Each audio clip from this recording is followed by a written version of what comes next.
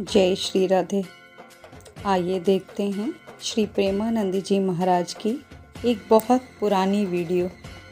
का हो, किसी भी परंपरा का हो, ब्रह्मचर्य की विशेष आवश्यकता है। जब तक आपके जीवन में ब्रह्मचर्य का संयम नहीं होगा तब तक आपको भगवदानंद की प्राप्ति हो ही नहीं सकती।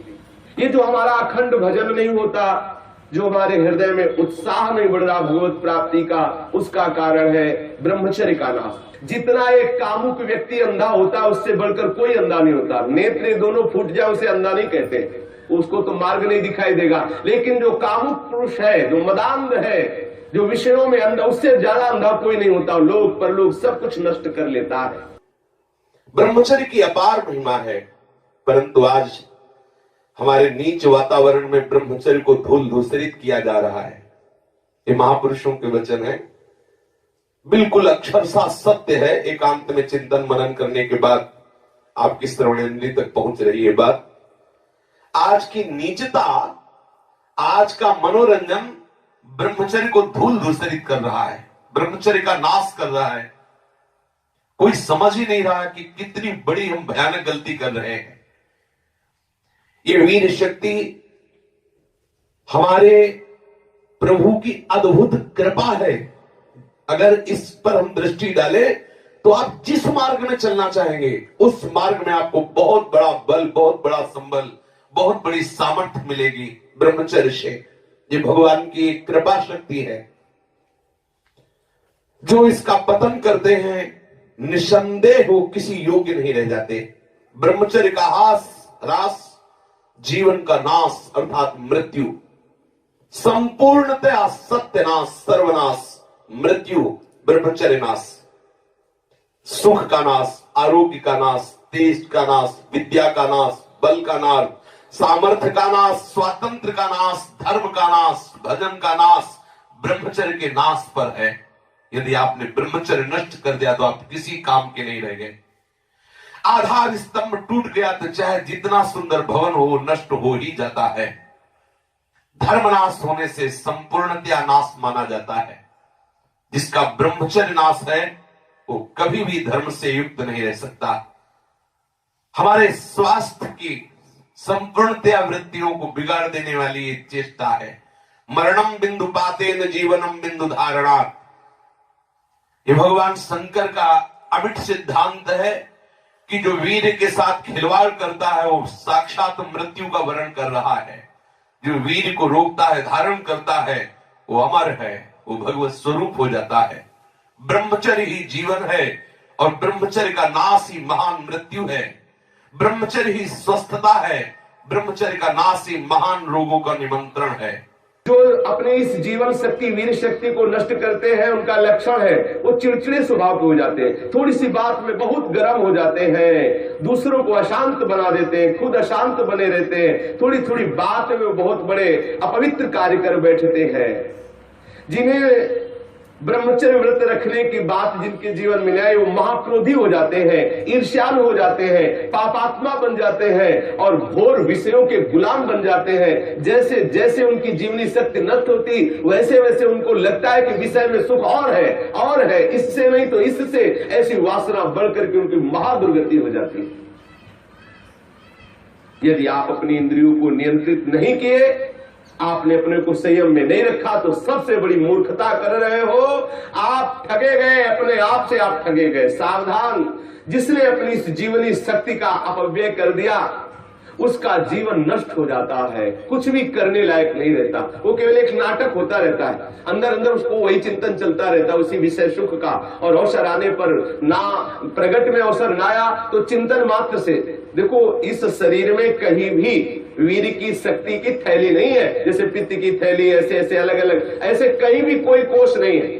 कोई ऐसा शरीर में स्थान नहीं है जहां से आज भी डॉक्टर ऑपरेशन करके निकाल सके कि देखो ये वीर शक्ति का स्थान है। हर नस नाड़ी में वो व्याप्त शक्ति है। जब आप मन से संकल्प करते हैं उसी समय वो पूरे शरीर से संचित होकर एकत्रित हो जाती है। उस एकत्रित होने वाली नाड़ी का नाम है मनोवाक।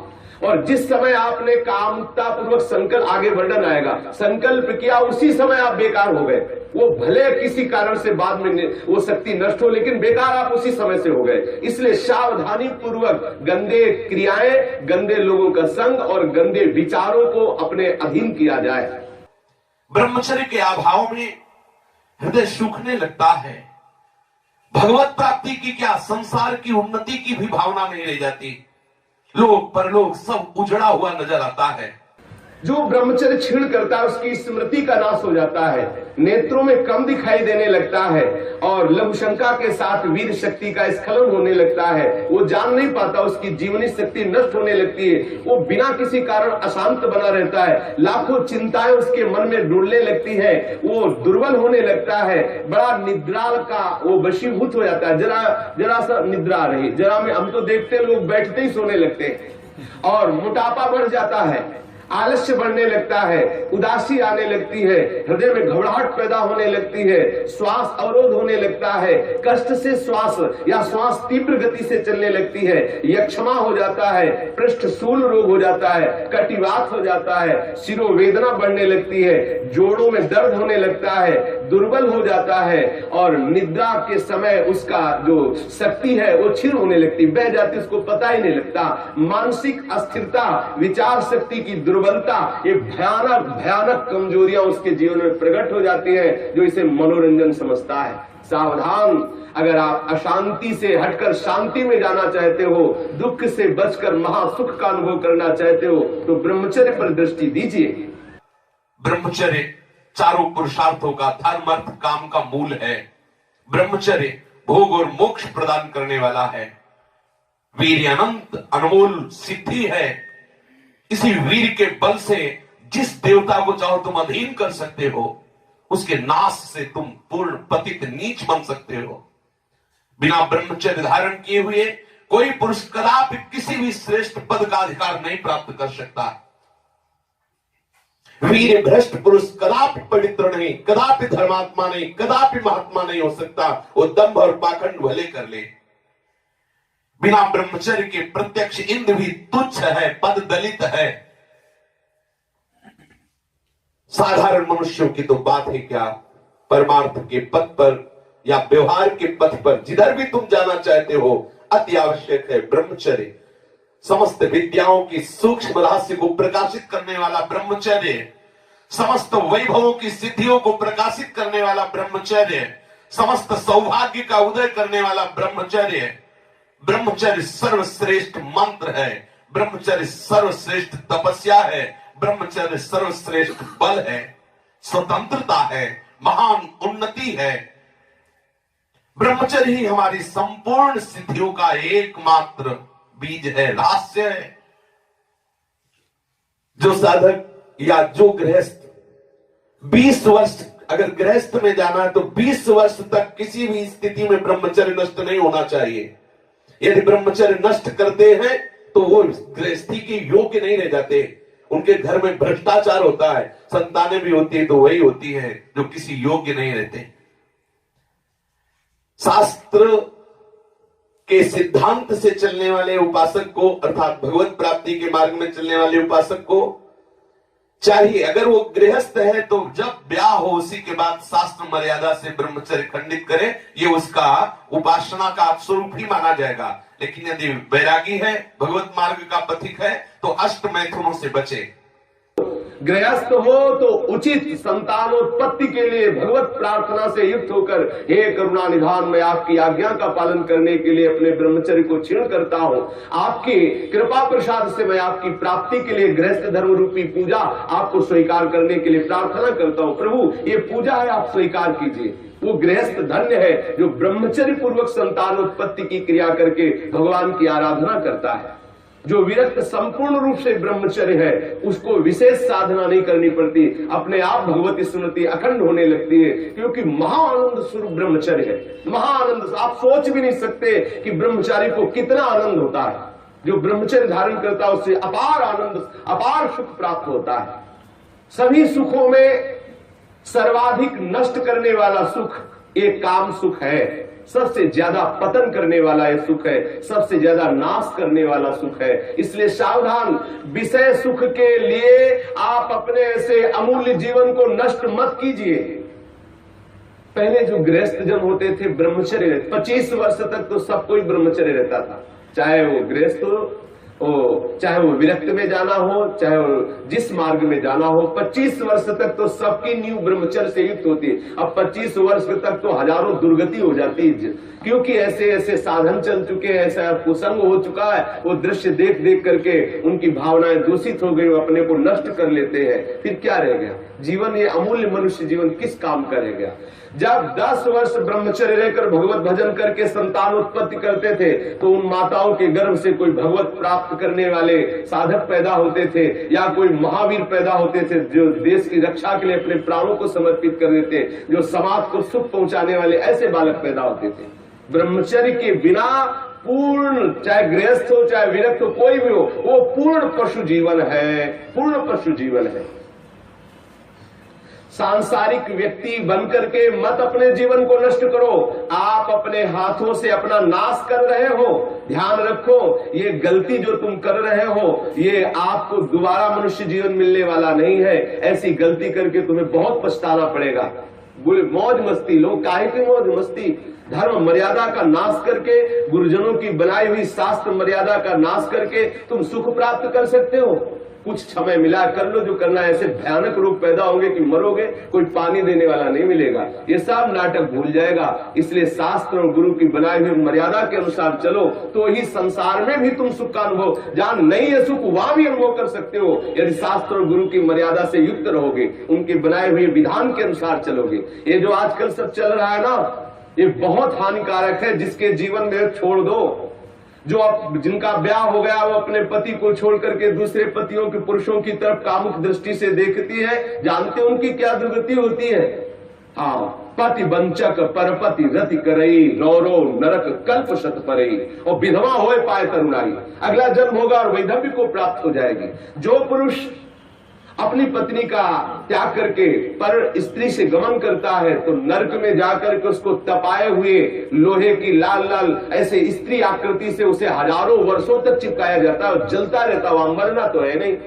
ऐसा मत सोचो कोई देख नहीं रहा। जैसी थरिवंश नरक गति दुर्भर यम द्वारे कटियत नख छीके, वहां ऐसा हिसाब है कि कहां छीका, किस लिए छीका, और आपकी नाक काट दी जाएगी। मतलब वहां उंगली उठाने पर आपको दंड है, किस लिए उठाया, किसको उठाया, किस कारण से उठाया, किस समय में उठाया, एक एक वस्तु का हिसाब है। आप समझते मुझे कौन देख रहा है, क्या जान रहा है, मौज मस्ती ले लो। कुछ समय दिया गया आपको, ये मनुष्य जीवन कुछ समय दिया गया। आप चाहे जो कर लो, चाहे जितना दुराचार कर लो, या सदाचार करके श्री कृष्ण को रिझा लो, या दुराचार करके नरक की यात्रा कर लो। बहुत सावधान। यहां वर्णन कर रहे हैं महापुरुष जन कि जो जीवन में ब्रह्मचर्य शक्ति है, जिसे शुक्र कहते हैं, जिसे वीर शक्ति कहते हैं, इसका जो नाश करता है वो भयानक रोगों से ग्रसित हो जाता है। इसका एक नियम है, गृहस्थ धर्म का नियम है। इस पर हमारे शास्त्रों में सब वर्णन, इसीलिए सत्संग करना चाहिए। अब क्या है, आज मनोरंजन, लोगों को रिझाना, वक्ताओं को पसंद आ गया है, और जो श्रोता है उनको वही पसंद आता है। थोड़ी देर चटकीली बातें की, संगीत बजा, नाचे कूदे, घर गए, बोले कथा सुन के आए हैं। कथा का तात्पर्य, सत्संग का तात्पर्य आपका कुसंग का त्याग हो जाए। आप जो दुर्गुण दुराचार प्रवृत्तियों में रत है उनका त्याग हो जाए, उससे सत्संग। मानो सत्संग सुन के आए तो आपको थोड़ी देर तो खो जाना चाहिए। दूसरे को अपने आप पता लगे कि ये सत्संग सुन के आ रहा है, खो गया। अपने अंदर की कमियों को देख देख करके वो रो रहा है, हे करुणा निधान, मैं इतना नीच हूं, अभी तक तो मैं जान ही नहीं पा रहा था कि ये गलतियां हैं, मैंने कितनी गलती की, हे करुणा निधान, अब मुझे इन गलतियों से उबारो। सत्संग वो वस्तु है जो अपनी ब्रह्मचर्य शक्ति को नाश करता है, तो उसकी शारीरिक शक्ति नष्ट हो जाती है। चेहरा पीला होने लगता है, चेहरे में झुर्रियां पड़ने लगती हैं, नेत्रों की शक्ति जाती रहती है, नेत्रों के आसपास नीली नीली रेखाएं प्रकट हो जाती है, आंखें धस जाती हैं, और चेहरे में वो कांति नहीं रह जाती, अर्थात कांतिहीनता आ जाती है, याददाश्त नष्ट हो जाती है। वस्तु रख दी, भूल गए, कोई आज्ञा भूल गए। क्यों भूल गए? क्योंकि ब्रह्मचर्य नहीं, मेधा शक्ति क्षीण हो गई। भगवत स्मरण करोगे, कैसे भजन होगा? क्योंकि भजन वाली वस्तु तो आपने नष्ट कर दी। खिलवाड़ समझते हो क्या इससे? ये मनुष्य जीवन आपको मिला है भगवत प्राप्ति के लिए। सावधान, संतान भी प्रकट होगी तो महावीर और भगवान का प्रेमी महात्मा पैदा होगा यदि आप ब्रह्मचर्य से रहोगे। और कुमारगामी रहोगे तो यप्पू गप्पू पैदा होंगे, भी जूतों से मारेंगे आपको और बुढ़ापे में पानी नहीं देंगे, सड़ोगे ऐसे पड़े। जो सावधानी पूर्वक इसकी रक्षा नहीं करते उनको अनेक बार बड़ी बड़ी भारी विपत्तियों को भोगना पड़ता है। आप क्या समझते हो? जिस वीर शक्ति से ऐसे सुंदर संतान की उत्पत्ति होती है, उसी वीर शक्ति को आप मनोरंजन में नष्ट कर रहे हैं। ये हत्या है, हत्या। शास्त्र वर्णन करते हैं आपको भोगना पड़ेगा उसका दंड। जैसे माताओं के गर्भ में पलते हुए शिशु को वो गर्भ हत्या जैसे पाप कर देती है, ऐसे पुरुषों को सावधान रहना चाहिए। संतानोत्पत्ति के निमित्त से किया गया ब्रह्मचर्य खंडित भगवत उपासना माना जाएगा और अपनी वासना से प्रेरित होकर ब्रह्मचर्य नष्ट करना या अन्य उपायों से ब्रह्मचर्य नष्ट करना वो हत्या में लिखा जाएगा। इसीलिए अंतःकरण मलिन हो जाता है और भगवत भजन का केवल वो एक क्रिया मात्र होने लगता है, आनंद का अनुभव नहीं होता। आपको यदि भगवत प्रेम प्राप्त करना है, भगवत भक्ति प्राप्त करना है, तो आप अपनी इस जीवनी शक्ति की रक्षा कीजिए। आप अपनी जो आंतरिक वृत्ति कामुक हो चुकी है उसको संभालने की चेष्टा कीजिए। जो अपने इस स्नायु तंत्र को पुष्ट रखना चाहते हैं उनको अपनी इस मूर्खता को खोना होगा। क्या मूर्खता? वो सोचते हैं कि मैं विषय में अपनी ब्रह्म शक्ति को नष्ट करके, बादाम पा करके, दूध पी करके, मकरंद ध्वज खा करके और अपने को फिर पुनः पुष्ट कर लेंगे। ध्यान रखना, ये जितना पाओगे उतनी वासना पुष्ट होगी। जिसके चेहरे की तरफ देखो ऐसा लगता है जैसे किसी मकान में आग लगा दी जाए तो फिर वो मकान की शोभा क्या होती है। ऐसे जिसके जीवन में पुण्य नहीं रह गए, भगवत आराधन नहीं रह गया, ब्रह्मचर्य नहीं रह गया, सदाचार नहीं है, बड़ों का सम्मान नहीं, उसका जीवन क्या है? जीवन कैसा पशुवत जीवन हो रहा है। छोटे छोटे अभी बच्चे 15-16 वर्ष के माता पिता के अवहेलना करके मनमाना आचरण करते हैं। ये जो ब्रह्मचर्य, इस पर विशेष ध्यान दिया जाए। यदि हम ब्रह्मचर्य पर ध्यान नहीं देते तो स्मरण शक्ति का नाश, शरीर में मोटापा, दिल की कमजोरी, अस्मायिक वृद्धावस्था का प्रकट हो जाना, नपुंसकता, नेत्रों के रोग बढ़ना और नाना प्रकार से अंदर ही अंदर सब खोखलापन हो जाना। ऊपर से हष्ट पुष्ट दिखाई देंगे लेकिन अंदर से पूरी शक्ति का नाश हो जाने के कारण वो मूर्ख हो जाते हैं। मतलब बुद्धि भी मूर्ख हो जाती है, शरीर भी शिथिल हो जाता है, किसी काम के नहीं रह जाते हैं। ये मत समझो कि इतना ही सुख है, यहां तो सुख है ही नहीं। ये जो बच्चे, बच्चियां, माताएं, बहनें या पुरुष अपनी वासना का शिकार हो चुके हुए हैं, उनको खेद करना चाहिए बात सुनकर और सावधानी पूर्वक आगे बढ़ना चाहिए परमार्थ में। गलती का पोषण नहीं करना चाहिए। आज हमारी ऐसी बेईमानी है कि हम अंदर की इन गलतियों को छुपाते हैं और थोड़ा सा भी गुण होगा तो उसका प्रचार करने लगते हैं। अंदर की गलतियों को गलती मान करके उनको दूरी किया जाए, चाहे वो बच्चा हो, चाहे वो जवान हो, चाहे बूढ़ा हो। गलतियों को छोड़ करके भगवत मार्ग में आगे बढ़ो तो आनंद का अनुभव होगा। ये प्राणों की पूर्ण शक्ति है, जीवनी शक्ति है, इसे व्यर्थ में नष्ट मत करो। सावधान हो। देखो आप थोड़ी देर ब्रह्मचर्य रह करके देखो, आपके नेत्रों में चमक आ जाएगी, आपके कपोलों पर लावण्य आ जाएगा, आपके हृदय में बिना कुछ किए एक आनंद की लहर सी दौड़ती रहेगी। थोड़े दिन रह के देखो। कुछ दिन ब्रह्मचर्य रहने पे कष्ट का अनुभव होता है। जब अंदर वासना होती है ना, वो प्रेरित करती है। जैसे जैसे ब्रह्मचर्य बढ़ता वैसे वैसे अंदर आह्लाद होता है। वो हम आह्लाद को नहीं सह पाते तो लगता है कि यदि ब्रह्मचर्य क्षीण हो जाए तो मुझे सुख मिलेगा, ऐसा लगता है। यदि सत्संग हो और भजन पूर्वक हम जीवन व्यतीत करें, सदाचार पूर्वक भोजन शुद्ध हो, तो कुछ ही महीने में वो ब्रह्मचर्य जब पकने लगता, थोड़ा सा आनंद अनुभव होते, सहने लगता। पहले तो थोड़ा कष्ट होता है। अगर 1 वर्ष ठीक ब्रह्मचर्य रह जाए और कुसंग ना हो तो इतना आनंद उसको अनुभव होने लगेगा, देखेगा नहीं इसी नारकी खेलों की तरफ, इधर संसार के इन दुर्गुण दुराचारों की तरफ देखेगा भी नहीं, पर कुसंग ना होने पावे। अगर कुसंग होगा तो 20 वर्ष ब्रह्मचर्य रहने के बाद भी पतित हो जाएगा। कुसंग से सर्वदा बचता रहे। 1 वर्ष अगर ब्रह्मचर्य, हो सकता है थोड़े दिन कठिन लगे क्योंकि गलत अभ्यास हो गए, 1 वर्ष ब्रह्मचर्य रहिए। अपने आप स्वाभाविक जो क्रिया होती है उस पर दृष्टि मत डालिए। आप अपने संकल्प से कोई गलत कार्य मत कीजिए और ब्रह्मचर्य रहिए तो आपको आनंद का अनुभव होने लगेगा। भजन करना नहीं पड़ता, अपने आप भजन होता है। नींद कम हो जाती है, आसनों पर जितनी देर चाहो आराम से बैठ सकते हो, और कोई भी रोग हो वो अपना पूरा प्रभाव नहीं डाल सकता, क्योंकि आपके अंदर ब्रह्म शक्ति विराजमान है। जो ब्रह्मचर्यहीन हो जाता है वो भजन का लाभ नहीं ले सकता है। मन, प्राण तथा ये ब्रह्मचर्य, ये तीनों एक ही है। जिसका ब्रह्मचर्य ठीक, उसके प्राण सूक्ष्म हो जाते हैं और मन शांत होने लगता है। जिसका ब्रह्मचर्य ठीक नहीं, स्थूल प्राण होने लगते हैं। पहचान है, ऐसे भैंसे की जैसे श्वास निकलती, जब सोते तो बड़े भारी ऐसे घोटे शोरगुल होता है, स्थूल प्राणों का लक्षण है। और मन उनका चंचल होता है, उनकी श्वास, उनका मन, उनका ब्रह्मचर्य, तीनों क्षीण होने से फिर न कोई भजन होता है, न कोई साधन होता है, न कोई चिंतन होता है। जिसकी श्वास स्थूल होती, मन चंचल होता है, उसका चिंतन एकाग्र नहीं होता है। ये बहुत काम की बात है, इसे संभाल कर रखिए। मत समझिए कि कोई साधारण बात हो रही, इसको संभाल लीजिए। यदि आप विरक्त हैं तो संपूर्ण रूप से आप सावधान हो जाइए। यदि गृहस्थ हैं तो संयम में आ जाइए। एक पत्नी व्रत धारण करते हुए, संतानोत्पत्ति की भगवत पूजा का भाव रखते हुए ही गृहस्थ धर्म में ब्रह्मचर्य को खंडित कीजिए, अन्यथा ब्रह्मचर्य को धारण कीजिए। सावधान रहिए।